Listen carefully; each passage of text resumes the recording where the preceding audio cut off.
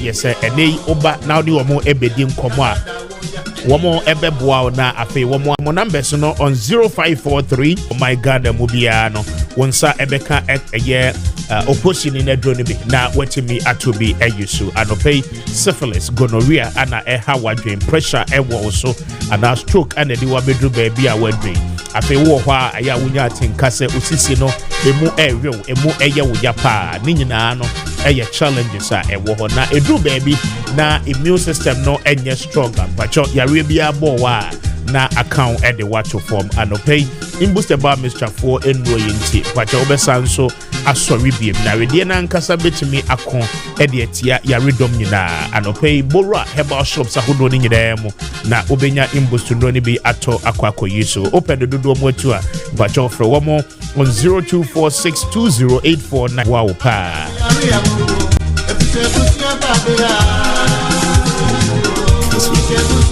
na yedi nkomwe anope mpacho Bayport Savings and Loans womo ebie womo aponomo ede ato ho se utie manope na oye obi a ope baby ede osika share in a form of investment na afi osika no attract interest ede amawa anope baby asese wode osika no eko na womo de eye adwuma emawo no eye Bayport Savings and Loans for asoye bacho ehonko a ana wokwa womo ene wo etenase na afi mo ye negotiations no osika no mfaso esese baso nyina womo no betenase edi nkomo adiscuss na afi echemi aboa Bayport se minkancho se fixed deposit there bank bia ye bi nanso womo de no edanso pa esan se womo level of interest no ewo sro se de be ya odi osika no ebehye ho a ebetimi aboa eno nti oye corporate entity oye individual oye businessman oye businesswoman but osika wagege ni nyina no faculty fixed deposit ni mo ewo Bayport for atenaye na ebeboa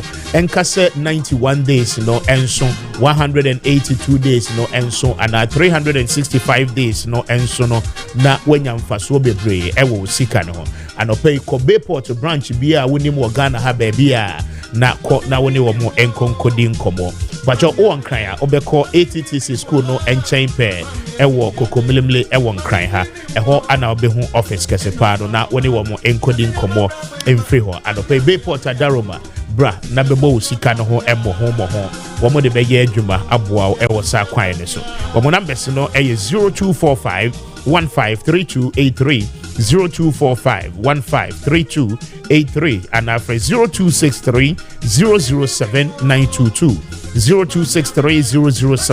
0263-007-922 na on the Bayport Savings and Loans any enkomo anope na womo ebeje so womo adaroma ana no pay woman so adom abuaye ya de machi dwumedie ana ede somo ewo Kessben so pacho o TV Kessben TV on DSTV channel 364 Go TV channel 121 and pay on free to air and pay unyaye on Kessben Plus Radio 92.9 and pay around the world or share live on our Facebook handles Kessben TV on YouTube Kessben TV and thanks so much for your time and pay Bidi Kwame Appiah Kubi Mr. Speaker na and pay your messages no numbers no 0550 567 929 0550 567 929 and no any numbers and pay ya de ejuma enti ubetimi e de wadwen cheni nyina no e de aba ya beje na ya ken kind nyina no e de ama 42 minutes after 7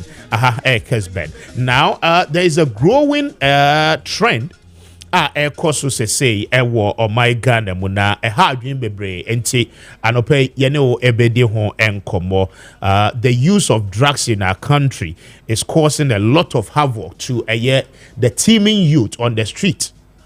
Akwakwa yen bebre but anope we've done some level of production and they few documentaries that you put it together no ede bebrel na afi watching the level as a country no yeko if immediate steps are not taken what it means no and it's we will end up losing a lot of the youth because of drug abuse ababe adea as a emfa obia mpese obeka ho asem.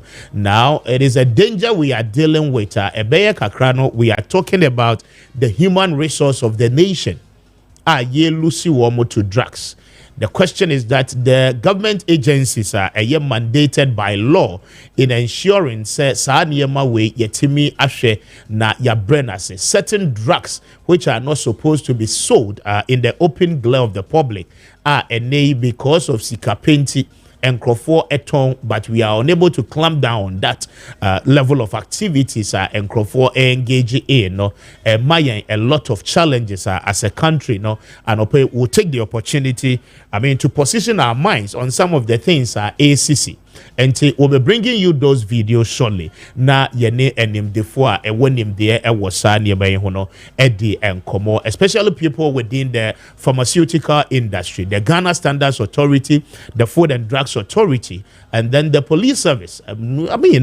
Those that are supposed to ensure and say implementing the welfare of this youth are well catered for. No, will bring them into perspective. Na yetimi I have a such conversation. Na no fiada anajo. And unkoti yes Reverend Kusibuate otukwai akwa monane yako arrest no ewo Ghana's airport issues no akwa koye bebre anope yebedi ho nkomo na yebisese Reverend Kusibuate as we speak this morning ehefa ana owo national security custody no owo womo agyae no wenye tukwai no anase owo hefa we be bringing you those conversations no surely na yetimi ede ho enkomo enti ma wadwen training nyina no emra what about Yabekin Kai at the amount. We've spoken to the Honorable Inusa Fuseni about the current development between former Finance Minister Rakeno Foriata and Feinsu Rakisia Jabin, the special prosecutor, and his office. Said a legal battle between the two parties. Rakeno Foriata at the office of the special prosecutor, and the special prosecutor himself. What they almost echo court for declaring him as a wanted man and then as a fugitive.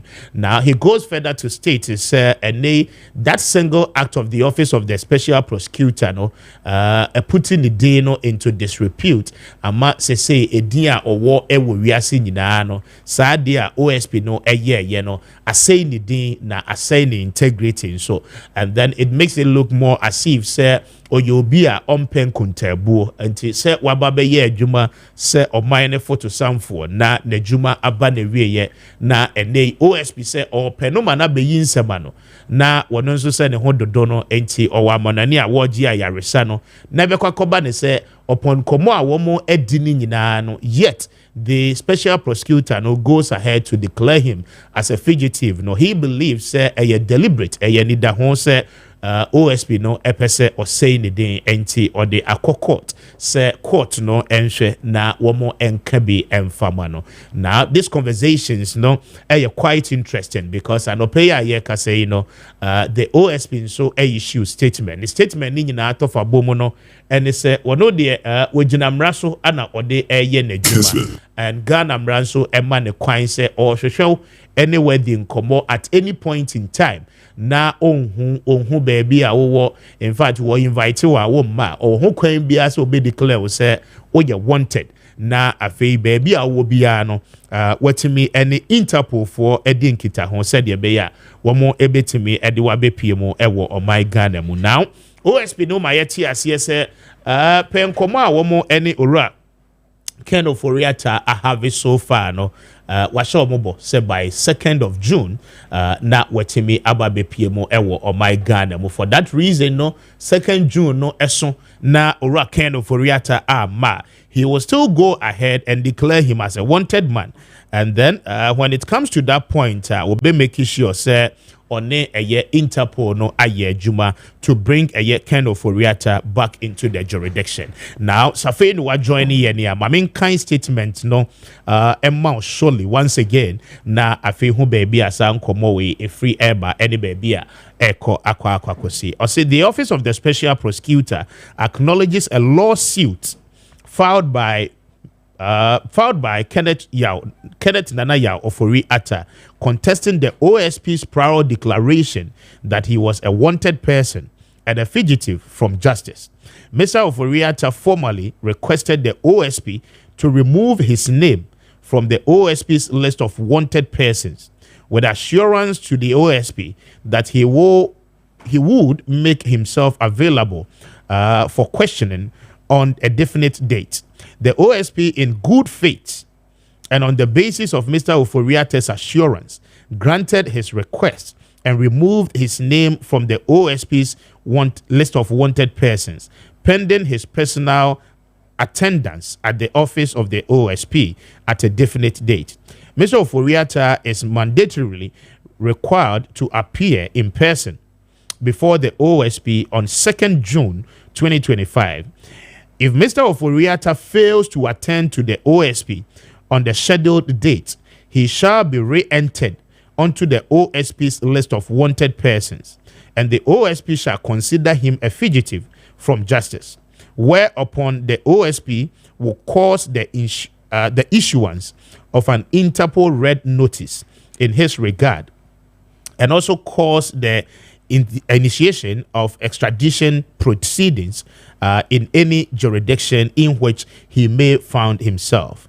The OSP remains unwavering and it's committed to enforcing the law and ensuring that Mr. Oforiatta answers for his role as the prime suspect in the ongoing 5 corruption and corruption-related investigations.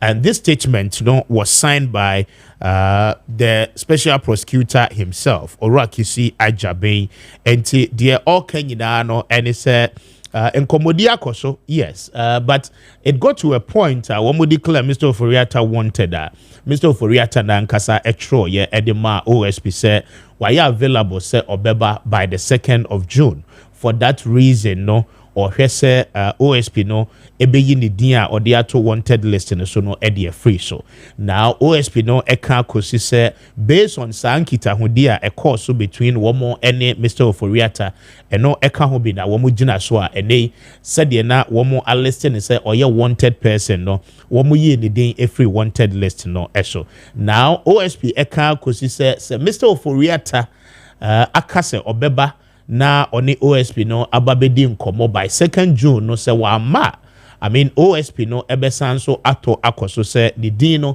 womo besan so edi aba wanted list so ebiem na afei womo wi a womo ahwe se womo ne Interpol ebedi ho nkomo na baby a wo bia wo wi ase afa na baby a womo issue their friend red notice said the beya ebetimi aboa ma Mr. Oforiatta etimi ababe piemo ewo my Ghana mo say kobani mpo say after all of this, Mr. Oforiatta entimi and show up in the Republica.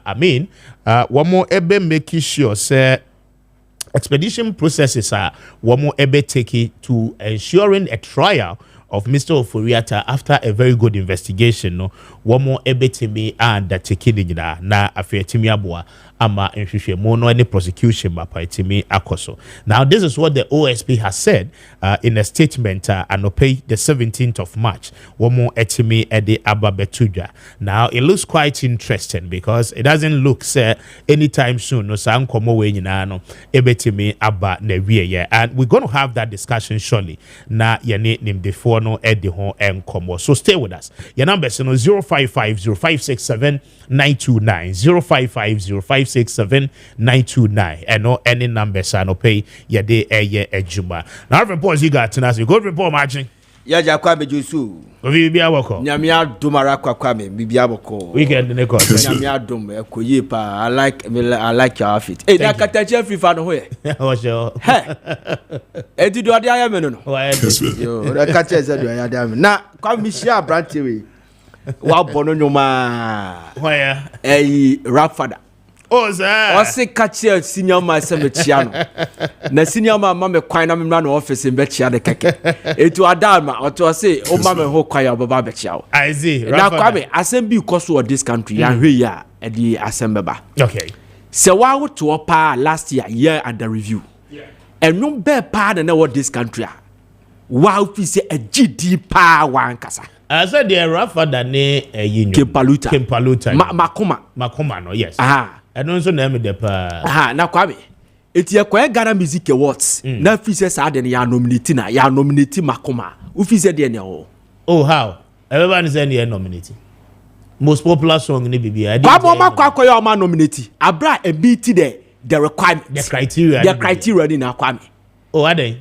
You don't know science. So eno na asema obi e ka no something that normally they do to hype the scheme.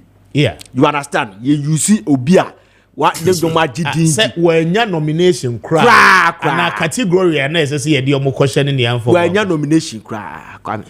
Oh ade and people don't get it, but ye beya ho adwuma as for this one there your man is like that Kwame. I'm telling you, me say Makoma, an 8-year-old girl will be able to sing that song to you. Yeah, the review. And you beard who are a monster. You beard who are not cheating. A GD say Makoma. Everybody okay? They say Kempaluta Makoma Kwame. Amen. Kwame, 18 now. So a creative person. The make what I say. And now him dear el continue now. Obedi be a guru. Or double the card be ma. Udu say be catch us ya nominate be on. Oh, that. Yes, Kwame. Messi ye be break this no. This will be your last one. Me say, a quiet befa so Makoma no will get into the one of the categories. At least one category require ye Kwame befa so. Enye dwuma da me na me catch up. So mo to me are boys in this Kwame. Enye nyum we na wo kan.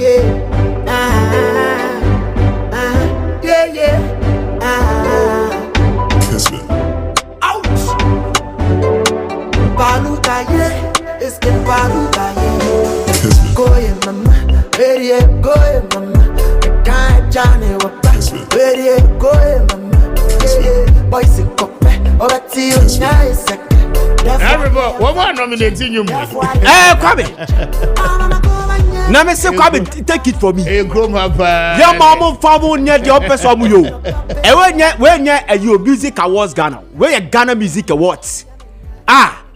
Amone ye very say tourism, art and culture for Nsawum. I see. They put them under auspices, facilitate a lot of things for them. So the thing has become Ghana. And to come here and try no more discourage people like that. Okay. So we free say more scheme dia and you come here no more scheme. Okay. I'm telling you. What the my yenye juma. Why? Because I knew where the enemy embanisa. Now say you know.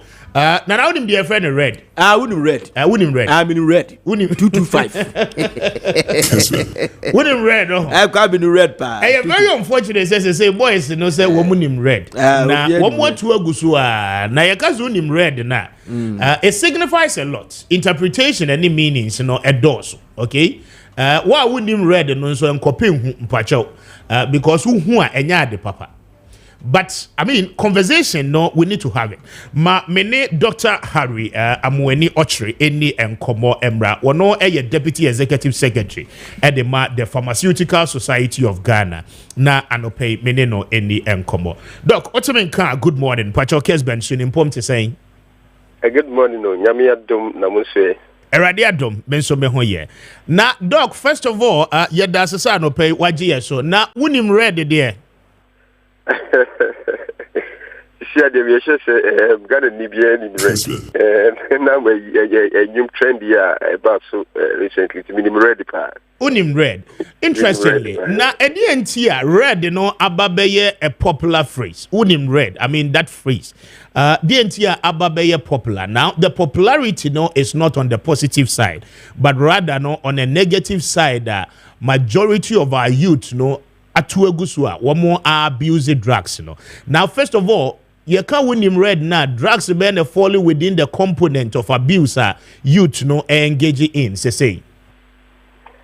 I think this is red in particular a tramadol, high dose tramadol anti mikana minim it is seven start to say banana because you na me akasa me me now who say a red tramadol tablet, very high dose. Those no na what no I was super na Ghana hano tramadol la FDA ama ho kwan anagia tum a register license be issue I hen for no 50 milligram and 100 milligram and so 50 ml and 100 ml mg milligram okay. Solid into yeah 50 milligram and 100 milligram. FDA among quite health professionals and doctors which me prescribe Ramobi. Here. Now, red in the Medimania MC AB 250 milligram, any 300 milligram, any at Intino, first of all, it's criminal. It's illegal. To start from then. But them say a very popular because of the media. No, they be saying about mama attention about so. They say master take the rule. Chinko for aging no. Let's look at amana see the face na be popular. Now, Mona more industry, they may burn right your crown, they mixi or Ghana Henina, Pharmaceutical Society of Ghana, Mona Muye Hon Ejuma. Now, if by the standards, FDA approved, said doctors are recommended 50 mg, 100 mg milligrams. I mean, how do we have the 250 mgs and the 300 mgs, on the Ghanaian market as we speak? If we hear ever.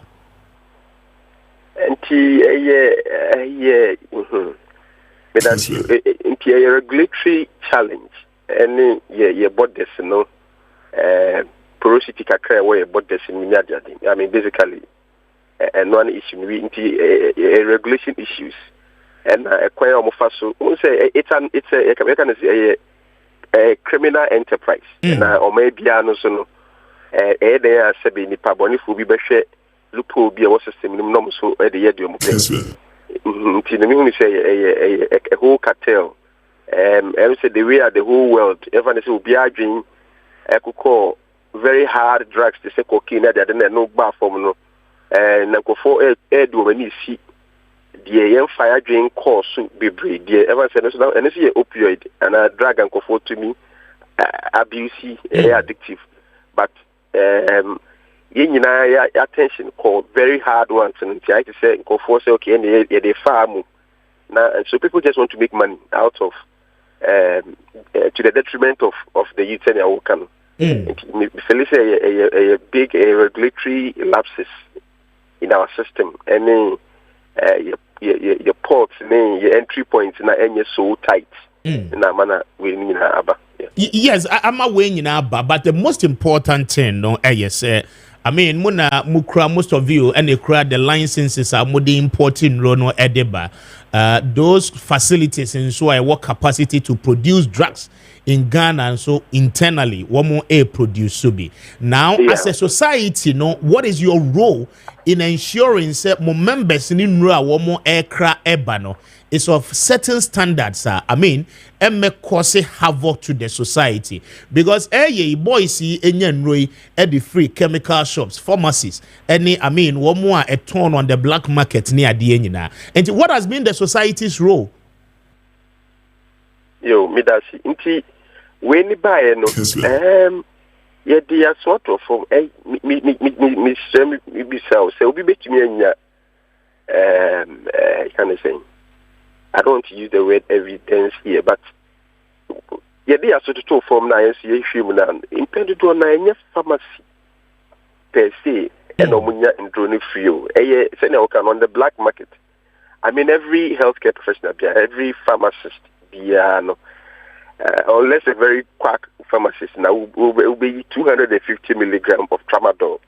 So they move because we need to so. Even the approved ones, healthcare professionals are usually very conservative. They will be the pain near the back. They near the first option. Consider. GD said it's on the black market. This regulated spaces now. Was a pharmacy council, the FDA. Any incident or drug peddlers where you get to be now be on Ruby and you or say get to be on and you're registered. But the pharmacist over the counter, you need the pharmacy council regulate you and will be your manufacturer and draw a gun house FDA regulate you and adding say any local manufacturer be able to manufacture some of these drugs unless at just a very deep cartel at the blind side somewhere. But officially, that is not to say we have a perfect system, Debbie. But some of these drugs, and the way pharmacy council and FDA in your measurement within the regulated pharmacy space in the heading, say, I can say, give it to me upon Sandro and also manufacture Sandro. So are we by this saying, sir? I mean, in your line of work, no, your members ni biya no honoma or produce such drugs at its highest level. The baby Ghana had the OBM produces a production quality. I can vouch for that. Say OBM produce our FDA. It's maturity level. FDA and the level I we do see an economy pa and the manufacturing it there. Maybe I can say I can be 100% certain. Say it is not manufactured in this country. The packaging no crana. It be free India and the other. And how to see the real issue is how it to me be do on my name and the distribution networks and so why in the Kofaba and exactly the questions I'm coming to, because I mean, how easily is it assessed? Because if your boys here at Tuagusia say Adiani are very scarce, and a little bit more difficult for them to get their hands onto it. But it looks more as if say I mean very common on the Ghanaian market. Said you open be an ubetimi and you be ato eyusu. And in that sense, should tell you the quantum of importation of this drugs are ediba, and then the distribution for it to get onto the Ghanaian market. And how has this happened over the years on the blind side of all the agencies and then the stakeholders momatano? I mean, yentimi enhu the loopholes yebetimi cover it up. And I think the lack of attention to it also has been part of the problem. And I say, Miss Remiko, at the risk of sounding like I'm downplaying it, I also think it's more of a media attention, like Yadrian Abasono. What you say? And I am a bit skeptical about the use of the word crisis in a sense. I am not downplaying it. It's a big issue, but I feel it's been there for some time. You go through public awareness. You go through engage the FDA, the Pharmacological Council, to try and reduce it. Not just a close one loophole. Na nkofui as a cut down kakra. No matter other loopholes. Na nkofui nkofui how more so much. The law, we just have to strengthen the laws. No else implementing, strengthen nothing. So, you got to go on the road. Now, the back on swear into me and forget here. You see, underline all the situation here, then usually economic issues. A lot of the young guys see one Sabu Abia Unya Juma Papa behind it. Young guys and girls, so Bob Ghana Hana baby, you have baby, and Bob Brandy to baby. There's societal expectations say at this stage of your life you should be so that kind of societal pressure. It be moved in jewelry as a coping mechanism because of the anxiety that comes with that expectation. Now, some of them also the nature of a juma or physically demanding work, and to say I don't know far. A man of that strength and that energy to be able to endure with my say Jumano. And share the regulatory part and I born the rule among of what here see the negative implication of these things and we'll see share that side and also see a mebunu said you ain't be anyway now I think say a bebwa. But doc, I mean, for the investigations we have done, this is not a drug a year less expensive. Per my investigation, I'm told the full strip of that the tablet, is sold around 250 cedis. And so ultimate top full strip no crana. I mean, it is not a cheaper thing now. Ube to me akase obeton is keke. The board day.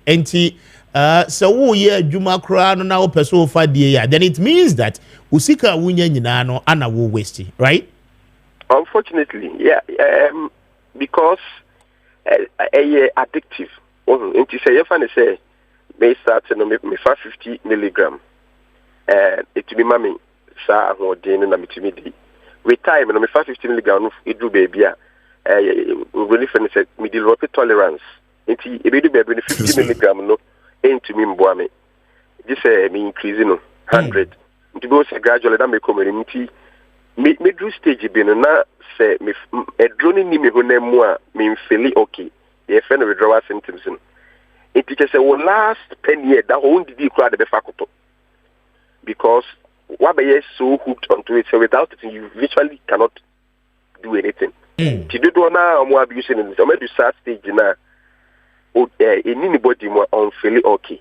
It say ni bo na yedin sen kra na I am to me but me so kakra mo no makasa enu momu no well says no brand biane ajade na ni bo no momu e wo fomu enti ba yi on say we no so mo different ba do na black market nti bia official duties ni me do we twa bia ni ho or the affair free enti no to me any bo no competitively compared to the kind of saying the registered ones on the market na far to the official it may be less expensive. I think senior work availability is also a check here. Like I'll see a restricting very well. As of now, it is restricted. It's a controlled drug anyway. But how the unregulated one, and I said the unregistered one, it to me readily available. No, I'll see a share now. It be so. Now, most of my budget, my pass, and more criticize awareness. We know. One of the consequences is that all the stakeholders, all the regulatory agencies, and everyone I started, and as I share the measures in the meeting, now yet to me as one.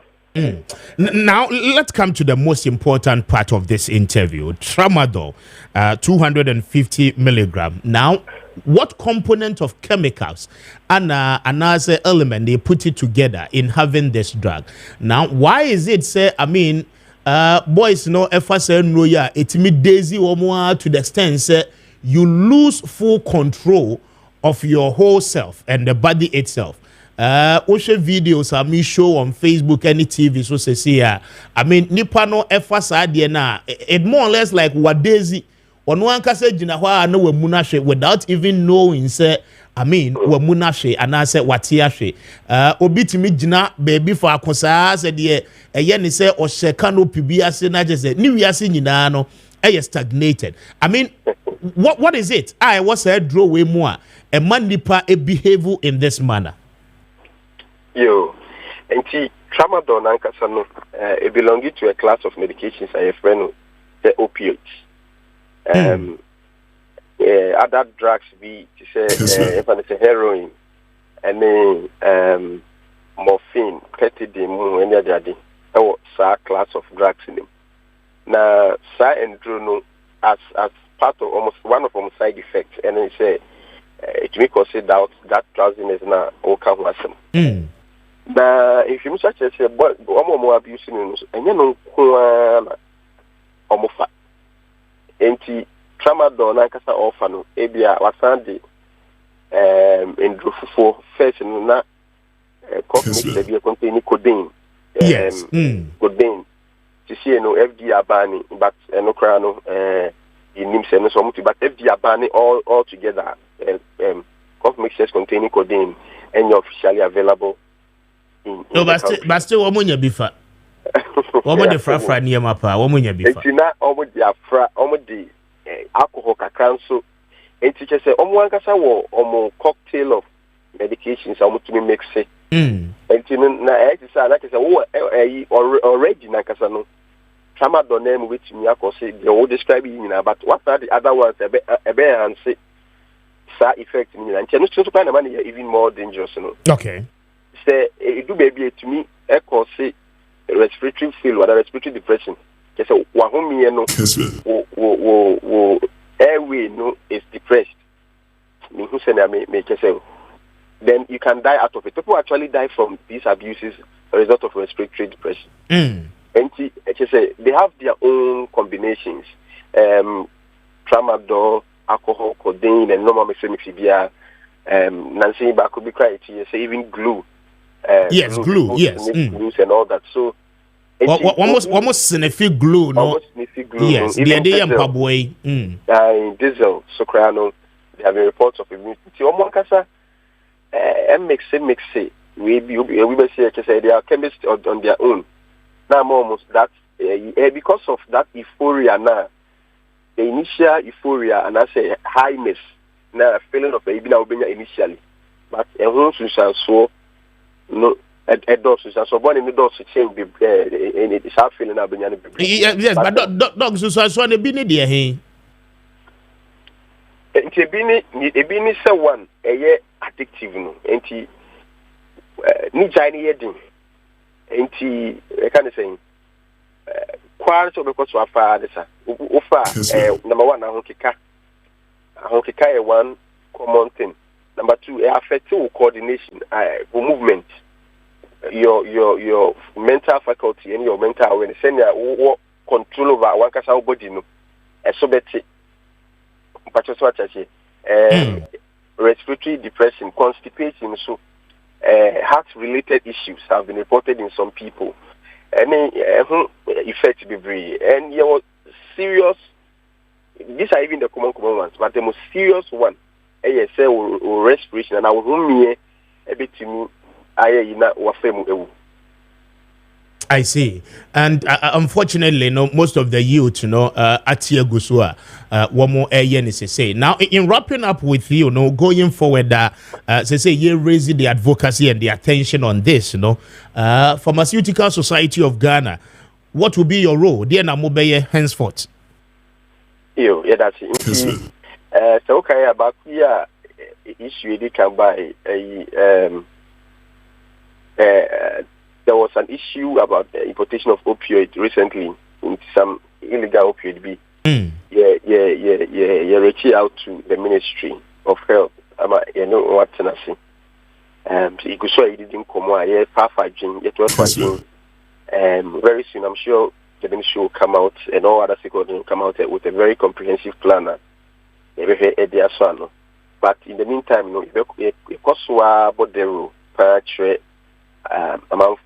about the negative implications of this medications. And I think I'll see now see to me watchdog. Am I say say when you see something, say something. Say a drew you a hand bit maybe no I'm kind of saying pennyful swati regulatory swati. And any stakeholders we know there are a lot of stakeholders that has to come on board. The FDA, the Narcotics Control, and the Ministry of Health, and the Ministry for Youth, I'll see a multi-sectorial plan. It shouldn't be so we can be how we can be but in able to get a comprehensive plan once and for all. We are engaging the stakeholders, and very soon I'm sure we will come out, led by the ministry, we will come out with a very comprehensive plan. The best problem we are once and for all. Before I will be crowd, I mean, moment for a crenro no eban standard procedures being and standards authority any FDA at the atuha mamua mode mojuma and no be grow port hanoma. What are the processes I will go through to ensuring some makra the right drugs at the above my mo? The kind of say pharmaceutical manufacturer kuna crime benefiting from whichever country I will say FDA register and I say say what follow all the required good manufacturing practices you have, and that doesn't FDA no certification. But I will say before you even apply for that, and I will say on my now one council woman you have the necessary licensing and certification to manufacture drugs na yede bahano. And only the first thing, sometimes FDA no class and the technical people to go and do the necessary inspection. Your countries need go hold any or FDA MOU ABI. We just rely on the reports by the FDA of that country. But there are instances I would say FDA send the personnel echo. See, the drug itself has to be registered with all the necessary quality analysis reports and everything. The FDA is a very detailed process. And if we do ports and so on, FDA has personnel, the technical people at the ports, and almost all many customs where they do their regular inspection and all the necessary checks at the port to make sure, say, because they do, like I said, but how are you even storing it? Kessben. Make sure that the storage along the distribution channel meets like a affecting the quality of the drug. The warehouse polar drone econo, FDA regulates that space. With the FDA and immediate to the warehouse. We show the warehouse now they can register warehouse the conditions no warehouse also to say. Then from the warehouse to the various wholesale distribution outlets, the FDA and the Pharmaceutical Council, they all track it. Make us say most of the time the black market, but almost registered by the FDA and they go through the process. Okay, Doc, Anope Mame and Nawasi. Now I know saying Komo Yashasi and Brano will have a conversation with you around this. Thank you very much for your time. Anope. That's a speaker. Now me see this speaker. Now me say a minute.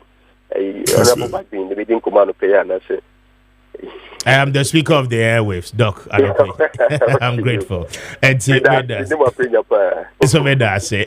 Dr. Harry Amweni Ochre, a Deputy Executive Director at the Pharmaceutical Society of Ghana, and speaking to us. But we'll tell you more. Mamin court lines in the Subiem Emra na mene Dr. Maakye Nawani, Chairman at the Health Committee in Ghana's 9th Parliament. Na Anope meneno any enkomo. Doc, Anope Otemika, good morning. Pachompom to say. Good morning. Speaker, Jamina Doboko. Yeah, the radiasi. Na me dasin so sa Anope waji yesopa. Yenim se modjuma amoye de directly no money the Ministry of Health and there be munya a lot of engagement. Na honorable unim ready there. Matizino na makasa na kwani mfamo no mfambodo but Matizino what in saying honorable one them Andrea wabe ya yanum branche ya na was one man na ekoto na ansha be kade me so wabu so say what do so what sort man prayer maintain description na me de ba one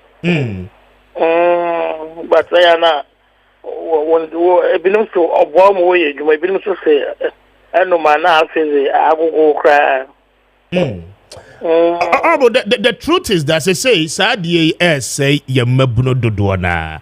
I mean the lifestyle like womo living, how they are able to get access to those drugs. Now many Pharmaceutical Society of Ghana edin komo just before you came on the line.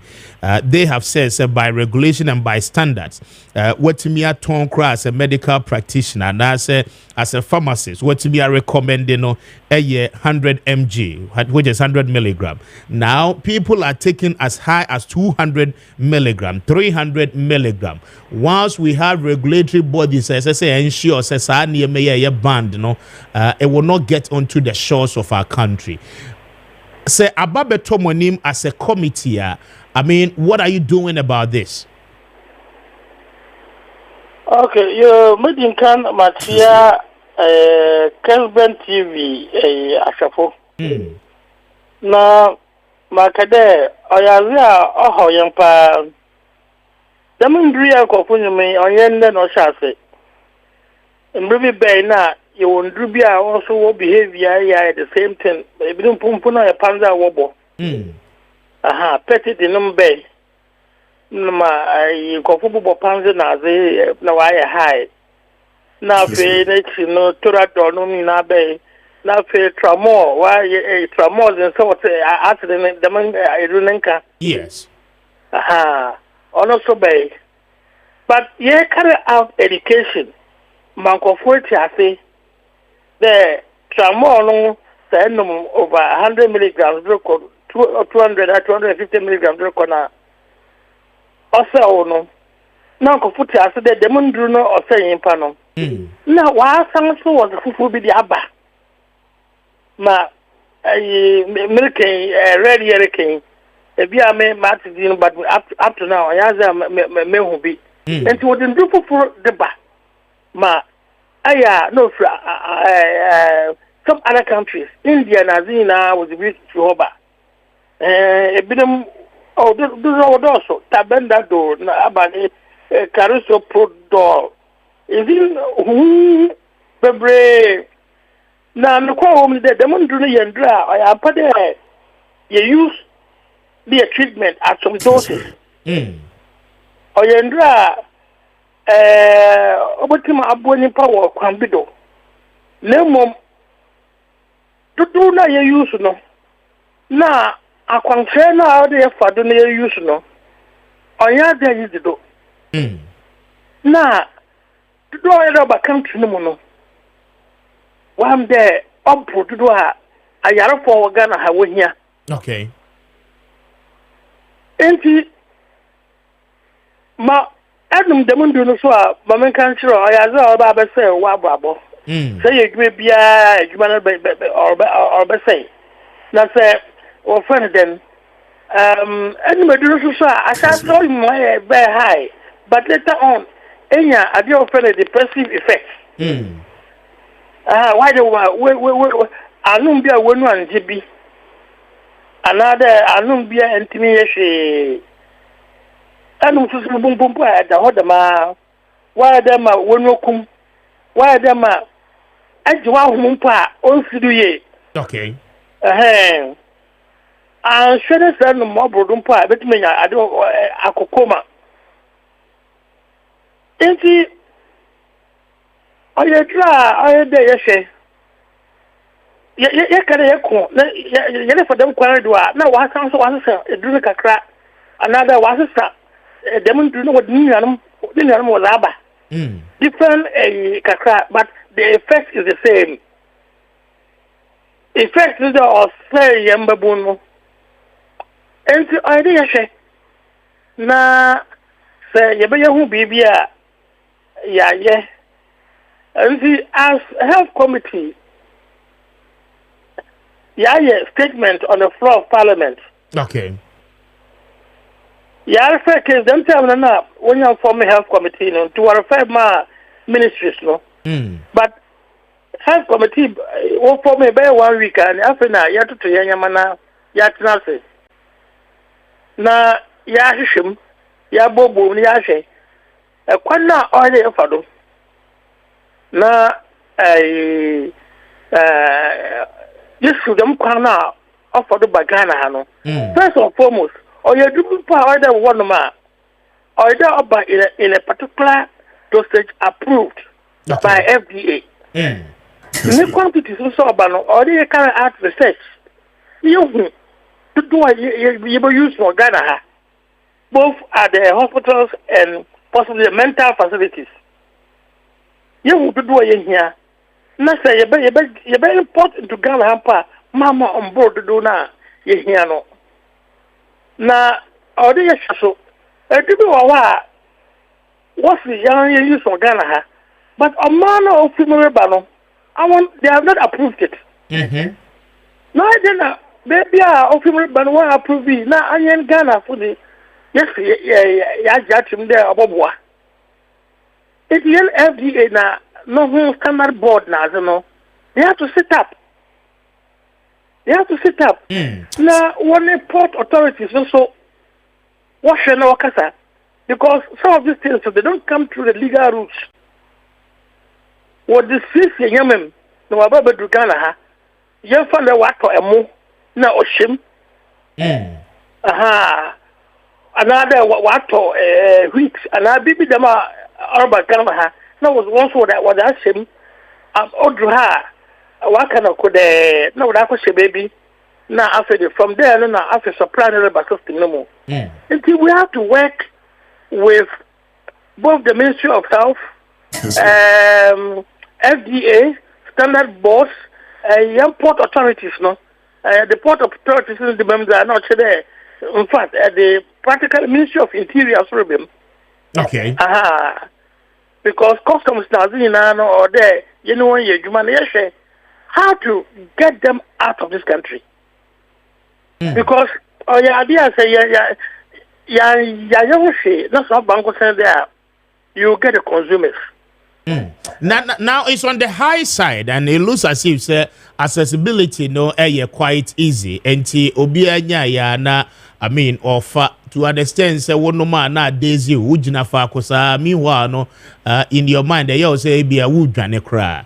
Now concerns again many pharmaceutical society din komo indicate say omo members na ye registered ne de womo nkrasa nroi emfama the unapproved route ye ka ho asem ye ni ade we have the immigration all over our borders. I mean baby SSC yetimi tuatua sa na ye. So for instance, cocoa na ye smuggle out of this country. By now, I'm sure we would have made some level of arrest. And why do we sit and allow this to get to the highest levels? I mean, yentimi enya solutions say a lot of the youth. And then amobeye as a committee moving forward. Kessben. Okay, so I say cocoa there was smuggled out of the country. Yes, kasam no kofum. There is something tangible that we are losing. Kessben.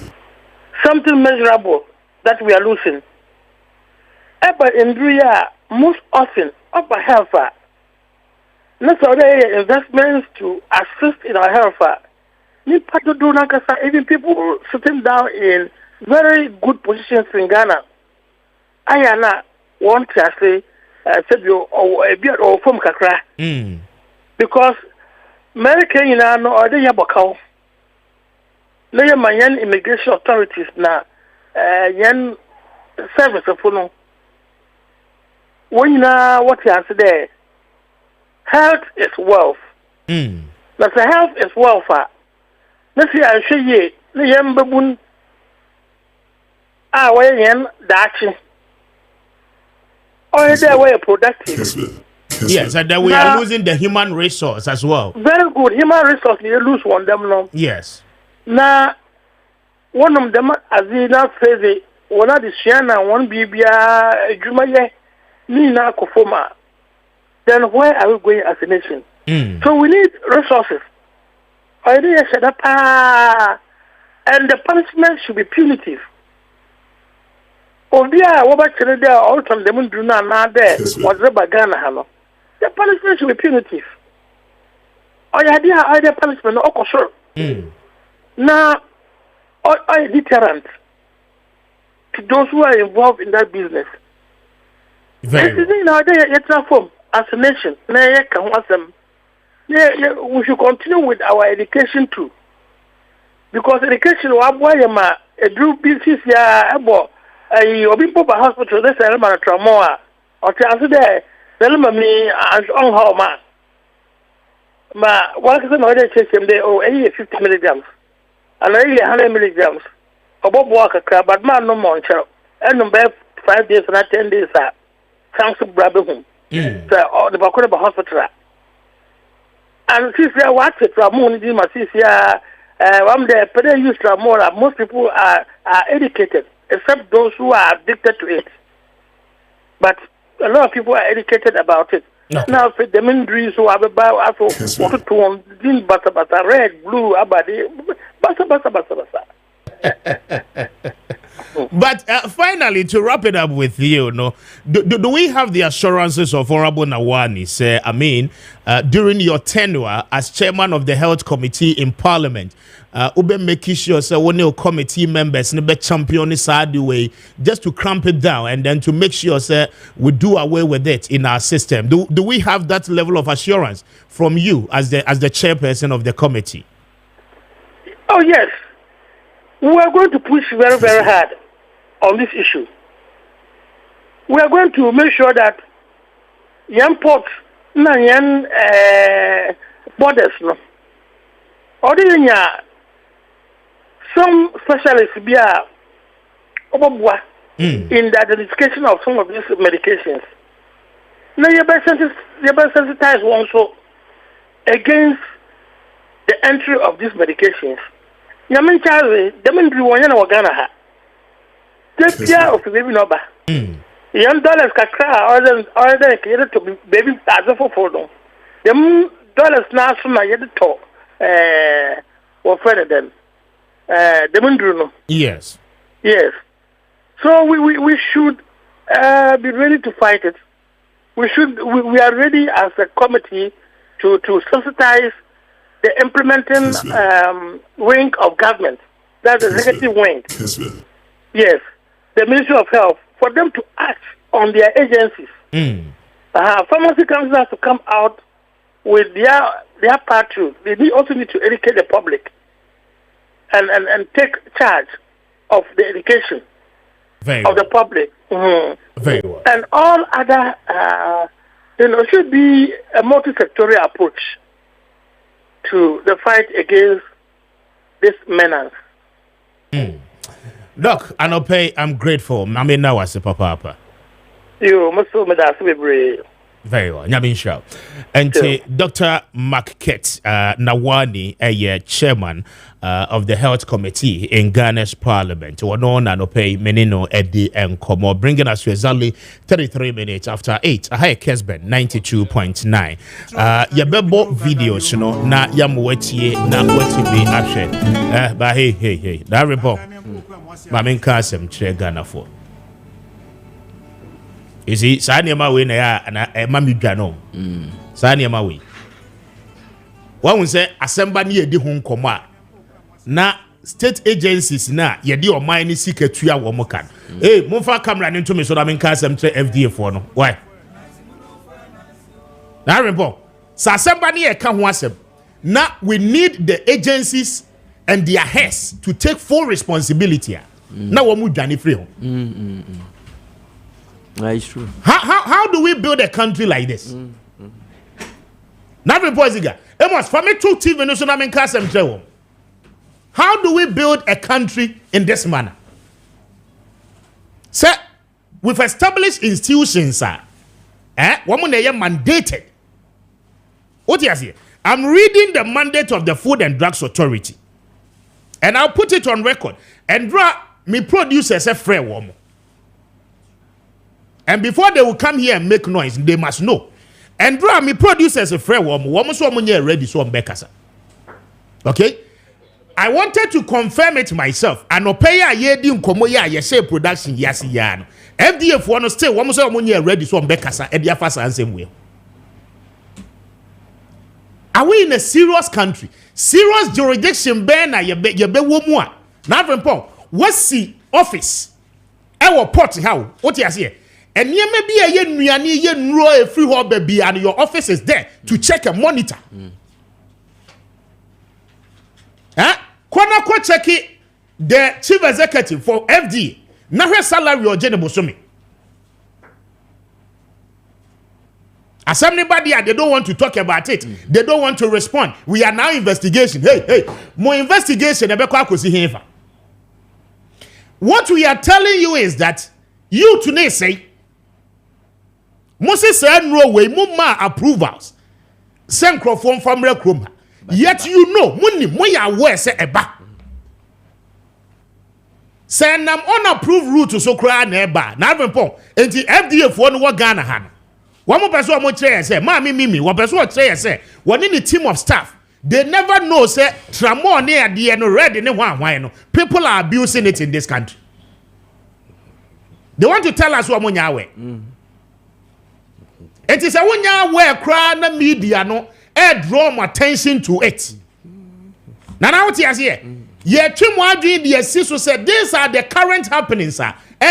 In this country. And so there ought to be immediate steps abubet me take here. O frɛ woman na ni omu di ho nkɔmɔ a yes ye nkasa. It is a say na momo nkasa no. A mu nyina mo atomum na mu ntimi nkasa. One ye ne nkɔkasa about distance. You are the regulator for this sector.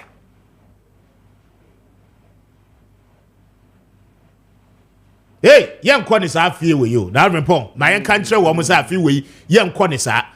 When you are a duty bearer, and duty calls, you must respond and answer to the duty. Why do we treat ourselves like this? When we are demanding answers, you want to tell us all these years, you don't know. You have never gotten to the notice. Some of these things are happening.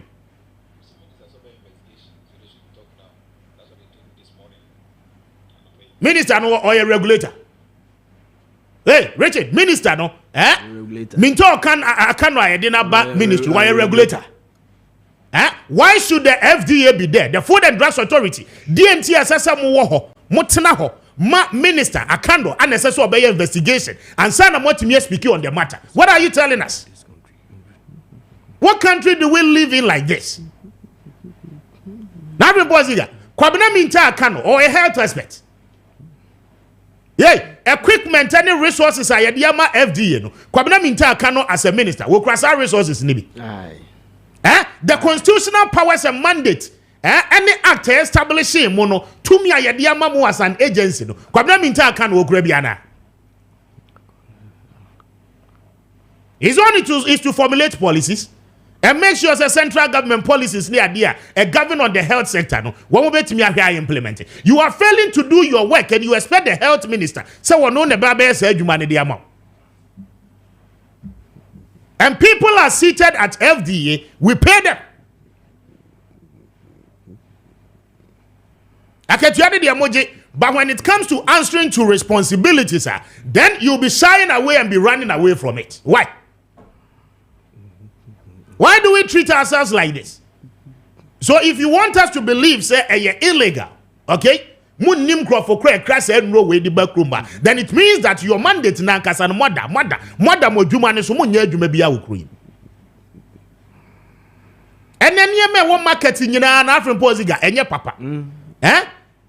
Ewo ankrofo eton wo dwama nso nyina dodo na anye papa. Enkrofo di shudi ni ade de frank wo ni ade nyina ye wo kroma ni nyina anye papa. The FDA is sleeping. Na ye frofo nso ni afra mu amose mo nkasa ne kanu no.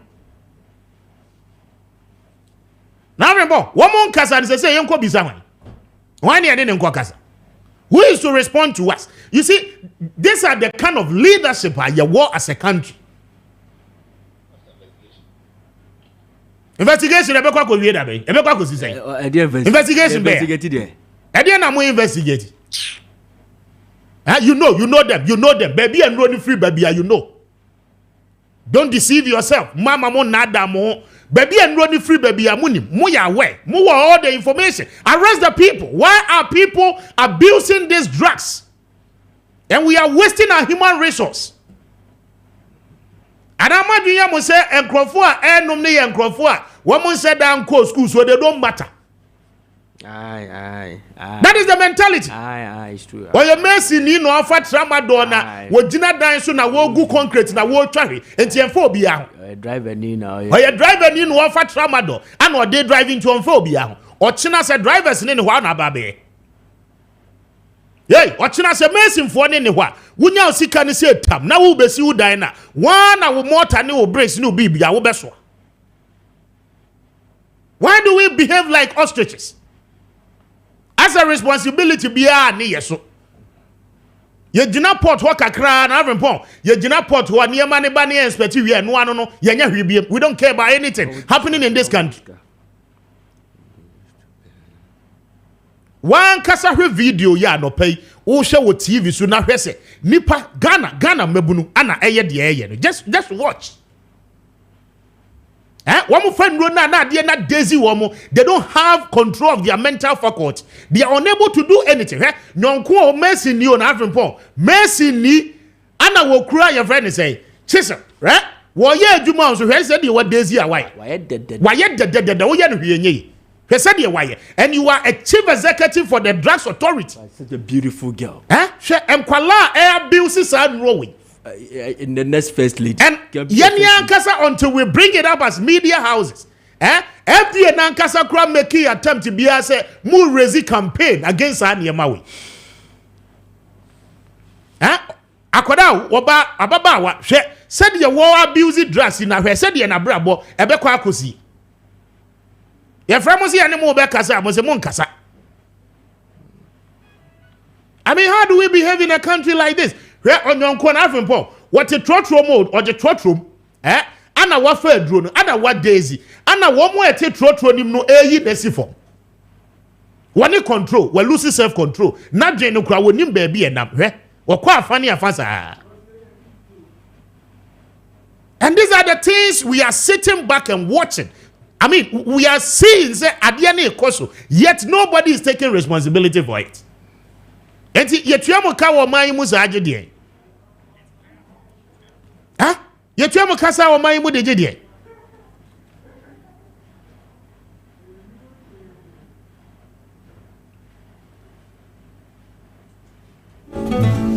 Kaka mi ampo kwa mwasi anansio.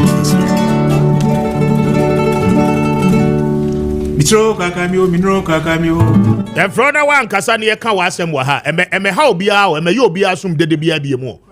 We have called you to respond to na afempo one kasa hwe video. Richard ma we ni na so sa. Ononko what trotro mu na wafa de no trotro dim. Ana wa daisy Ziga, why no ho hwe enye yo trotro dim hwe. Hwe se wo mo twi ni si fom wo ye no ho hwe a enye yi. Obedu ba bia wo konaka ne de na twam wo ye no ho hwe enye yi. These things are happening under our watchful eyes. Yet we are saying, say, yenye bibia amfa.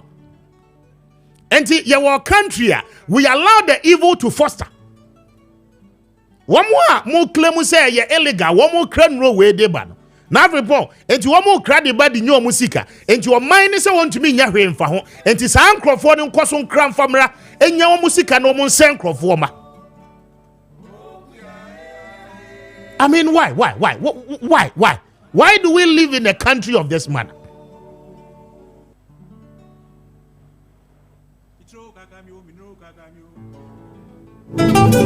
Mami video back on. Akwana wajina abrosan so a. Na avempo wajina abrosan so a wogu concrete. One move flow abrosan the top. Mobo tie areho. Reje me pasa video no fasa video no to so ba. Akwayi kura mortar. On mixi adie wa brosan yiso abansuru yiso na avempo wojina brosan so anasa abansuru ne so afatra mo no ma wa daisy enti so ba behwe fo ma wukura na wonim ba bia wo kokora as a human being. And it is so sad. It is so sad and so worrisome. Say, as a country, these are the things that we must be concerned about.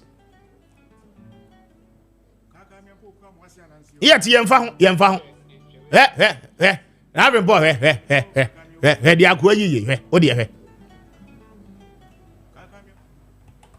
muntie san mo ma mi san ni bi na Ghana for dan kasenti anu a me na me jegum wo be jan ngira agum me na me ka kire o me se nya anu keke o bi anu a nya se na anu no ode yo obo ade take dog obo no ho che onye me ka kire o yo obo no ho che mi wo di ba obi ani ho tudu we ngine begum me na me ka kire o ya ade anu a eno no eniye niama ni niye anu a kura atom eko amene ajeguna agaso ba uradi ngam me se wa no a me dia de ho time na ni we ferry adope wo ye adwuma wo FDA medim se mo tie na mo hwe ye. If you see some of these images you must all bow down your heads in shame, because mo adwuma mo nye ni yie nti na sa ne ma we nyina no e wo dwan no so a nkrofo to no ma consume. And these people could be your younger brothers and your younger sisters.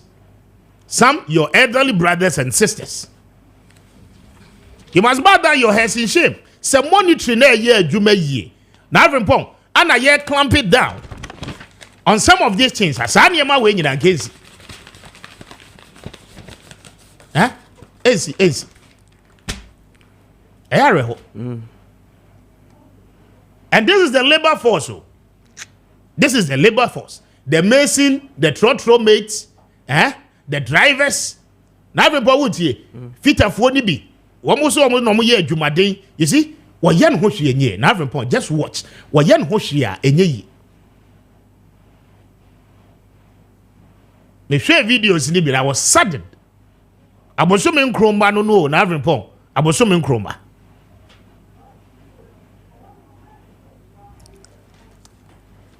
I mean, Koye Juma was in Louisa Hombra. Na me buy a better as we didn't come on. Itro kakamio, minro kakamio.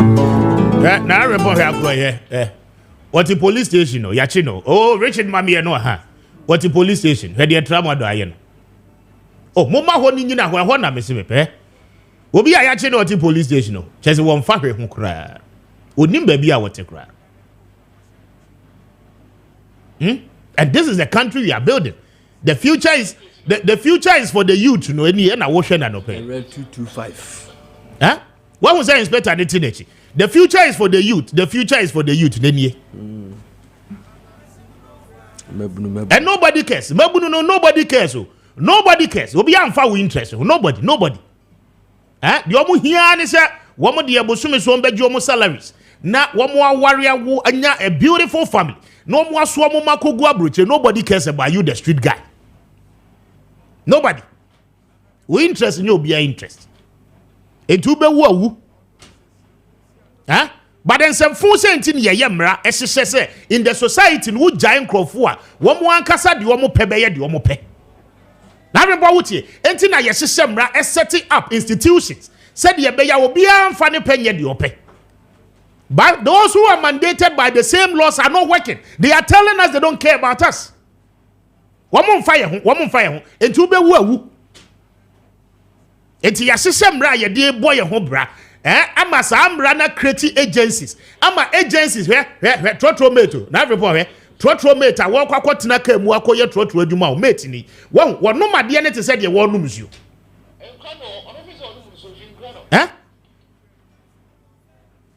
We are what won kura bibi ahwe what daisy am wo free say bibi kura no kura won nobody should come here making noise say ana wa betina na wo kikamugu yeso mo mpese ye bekikamu agum so we need answers so you must respond to your phones and begin to explain baby asa niema we free ba you must begin to explain and tell us the practical measures are mudi agu akwema mudi solve sa niema we because we need answers.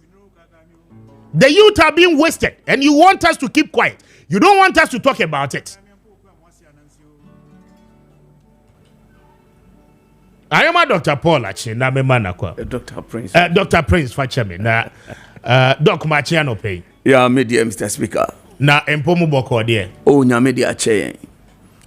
Just the how about yes, a lack of knowledge, my people perish. Kakreya yehui a dark day for the youth of Ghana. Na the metumi aka ne say where there's wars. It simply means that sanyema we nyina aba. But in Shankara they say ubi no more ready say no yanso ye wo apomden sronkon wo St. Lucia Heba Health oba e hono mo a saa niema we ni ade ni nyina will cancel you to the best of your ability a wo beyi saa niema we nyina afri wakwam say ye hwe we ni briefly o ma ye hu o mo TV su nyina no ye nipa omo pe oma no adwuma because we could see masons ye be hunu trotro mate for ne ho nkro ne bani ade but all said and done no Mr. Speaker they made me aka say ena anapay ye de enchia sonko every St. Louisa Health Clinic de ebra amansen nyina but doc before I bet to asukra ready de onim wo ho. Oh, sir, as a biochemist, dear, sir, make us a minim anything about red, then it means that school no crown, uncle, but intimating. But woman misinterpreting and also woman mishandling. Okay, it is meant for a particular kind of cancer related. A draw a woman who cancer, severe cancer, a year. Womu experience severe pain. Okay. Na eno kra no a well pharmacist or a doctor will go as much as 50 to 100. And what the babanya just 200, 300. 250. Yeah, that we are talking about. And the new free nipem. I'm a sebi abo crying farmer no. Let Mr. Speaker out there. Young share St. Louisa. And yeah, Juma or that's right. That's right. You know, public education, yeah, no be under Musubuye. St. Louisa for my said, dear, don't know how we be. And Tiano pay the wabetum. Yes, me invite to Bawa Babetum community.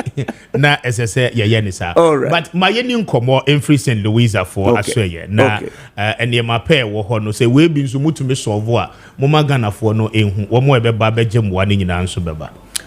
The fact that to say you share and yema related to cancer no it means that sir obi we no disorder nipa no on dwene ye enti ebetumi aka say onomo nsan wa ye nsadwam Enti say we no so no why drug addict. Enti no say Uber St. Louisa we have a DEXA counseling. And they say no for people with a fertility clinic. Ubeba no mo pa one no kroniba will cancel them. But massa power wa bra obi jabe man ho eno kra de na memma because we will not accept you. Enti obi was disorder bia akra bi woni fie ni kunu bi ato entemun sensa ententan tramo ne sa na mana oba. In fact we have a professional and educated personalities woma kwadre was ane maniema mu ya ombetumi de wafa entity yem na empire bonso aye adwuma because yangaza ye stanch Catholics entity ye kra ne de ye lent ma ye bompa ye yankwanti enti we de bra na ho se hunhun bi na techi a ye bekio ama fast medase na anope de nkasa na body nam aside way no yo ene de nam ne se ekwan a ye be fa so a ye be use atoso de vegetables ya ye de ye nkwan ne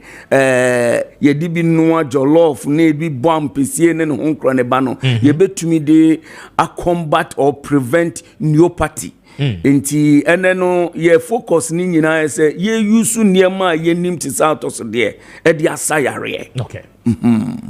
Medase maminti ana minti ewunia kakra na mema no nso achen doc magin ye ja na empomo ti saying onyakopa ndom bibia boko center for awo no tafo awo ye boko na say oba St. Louisa herbal clinic dia very simple my kra I see ko also abotimi ato se kosua simple. I see.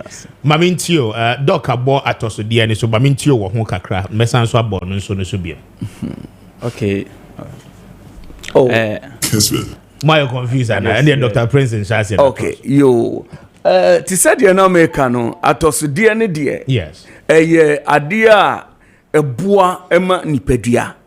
And then no your buyer to said yeah me maiden statement me kan no how are you use to so there e dia sayare popularly as far as neuropathy is concerned. Na say uhwe manim hanoma right from me left me pointy pear avocado. Yes, your friend avocado. Ana ye wo Jenny de obi anim osanso wo nickname bi class apampam Jenny ebi ni mu enye de onsanso nte se kitchen wo ho enti ono nso wa ha ana ye wo lemon enso e wa hanom ana ye wo tangerine enso e wa hanom ana ye wo tomato enso e ye de e wa ha enti ene no ye bema enipa ehunu emfasodie a ewo saa enuaba yi mu ananse atosodie yi mu. Number 1, pear or avocado. Se uhwe ne bobia ananse hawa etiena, it tells you something about human nature. Adie bia eye very sensitive organ eni ni pedua ma you are at lost. Na Mr. Speaker say metumi na yakọ guessing kakra wa uhwe sa adie we ni de ya uhwa wo enipa kwa hono pa edie pa na remember where is there we waka obi a che say wona wo ka je na afebo ziga it's a womp awode de me wump na dog awode de ezi ehu da o ye remember ye be de hu fantastic on say se uhwe wo ankasa unipadua na any the way our here no netia ni shape no the way a etia no sa netie na we no multi-purpose fruits at the end of the day no esanso ewo ababi eyede ehim na yebeka about ne hono na yaka about aduane na yaka about abana eyede ewo mu no.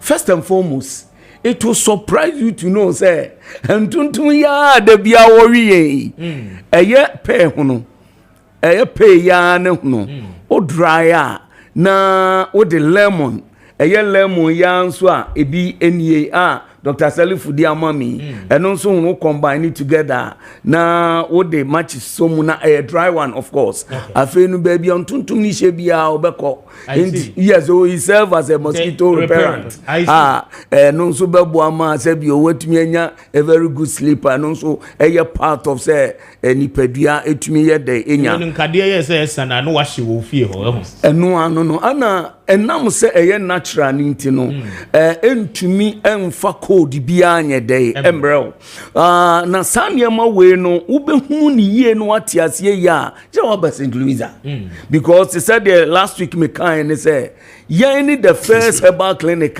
ye what you call food supplement bank. Okay. And bank there on a serious business na day you transact or honomo. And when you come to St. Louisa, you come and meet me, you come and meet Aunt Mary and then Cronebani ade of Louis. And no just say ye bamu who say ewiase ankasa no you are what you eat. And to eat well. Now beji apomodin tete ne aduro papa without any chemical but the natural ones na. Yes, I'm not losing my point. Let me go straight to the point. Ye be hwed ye pair na duane na eye. Pair aduane no eye ade a one. Wodi a eboa woni padua. Eboa woni padua in what sense? It serve as a food. Wodi a omen. Ana omen so a etumi ema enipadua no nso no eyeye ma ne bobia no ye dey ekosoro ana obi beka se esanso wo creamy nature ti se bibi ti se butter na butter nso no yenim se ene no there is a rumor or something called a cholesterol ne fat ne no nkro ne ba we a natural year a woman or no ne dia no ne fatty content no e wo form kra and it has a little bit of acidity in it no so bua ni padua no man to me a foster movement and then nkro ne ba ne ade enti die avocado na dua ne to me ye makade ne hunu to me ye but ade bi wom eno die eye na ba no sabi etisa akoma enti yes enti obi anso nim say akoma de eno ni the engine of enipa yatu is akoma ni sizi a bibia ye dey eko enti eye avocado seed no ewo natural antioxidant a boa for prevention of cancerous diseases. Okay. Bibi ti say wo cardiovascular problems they say high blood pressure any sugar ne no nkro ne ba ne ade no avocado seed no pear na ba no min komia micromas antifo na muntie ne ye pear na ba no mamuni na mo ntontwino na muni na mo fanto kona ye mfanto awiem because wo de to awiem a sunlight no taking nutrient no esoro crap ahoden enti wo de fato calm corner enwuna mframa tumi ye dey efa ho na akire no so wo betwitwa so wo blend this and the yani na powder form add a little bit of ginger akikedro na nom ne yenhwe de ebeye enti no maminka eniema seed no etumi ye for somebody ono no owo bibi ti say pressure and sugar. One, circulate blood no from your system. Enti se wuntiri no mu asisi a na wo de pair no ne powder no wo use a etumi boa ma blood circulation no etumi flow. Okay. So at the same time no so no esanso wo powerful antioxidant bi atumi boa ema utumi will last nerves. So enti calming nerves no so automatically utumi ye dey eda. And at the same time no so no was certain properties bi it wakes you obi a wo cardio health problem no oye bibi kakra bi na wabre but obi a wo uta use avocado seed no na mo say one moja na entini no mu asisi no abano ani ne powder no amantini no mu abie nti moja no nso tumi flow nti wo betumi aye dey why active nti na de avocado no etumi eye dey eye no no atoso de ne dose but doc ye monitor yes so person chire ni nyina mu dia ye time ni ye ntumi nchire ni nyina mu but ye befa ba mienu bi na ya ka ho asem na afi no enne no ye dum be call eye St. Louisa ade poti ayeye eye from Monday up to Friday enti no ye ka efa eye atoso de no now masanso asojene mu na jenne ewo health properties bebre but enam yemre ni ntino ye be kan ye ma be mienu miensa okay jenne ankasa no atosode a sebi ye de ye niema bibi ti se enkwan any stews any bia at the same time no o blendi jenne kura no alone na wo de nsohie kakra ka ho na wonnom a eboa one it improves your eyesight at the same yes at the same time no it's open up your lungs so at the same time no what cancer properties are at the end of the day a chronic crobina esisi ntini na a pumping moja no kwa akoma no ma utumi your krati asefo no jene ya yenimi etumi ya dey eboa kunkum sa ekuro ni free sa ntini nketenkete tiny veins na emanipa etumi eye nipa no at the same time no ewo sciatic properties are yetumi de combat sciatica okay yaka so obi wa tingling legs a wasi mitia wa na se bibia wo me enti se o blende jene ya ekura mi fefefe ya osun ya ubetumi de ginger kakra ayede aka ho na wo de ato plastic rubber so na wo de ato na ase na wa bandage na wo de ada overnight what is happening is that betwitwi sensuo na ma ekuro no oya te se pane no one perfect example ni say obi kwa wo seminabo ebi aboba efrichi on say sa na ensuo bi ba moja na at that particular point minute no na konipaduanum na boy na sizi ye ana ama aklote ana wuti sa pain no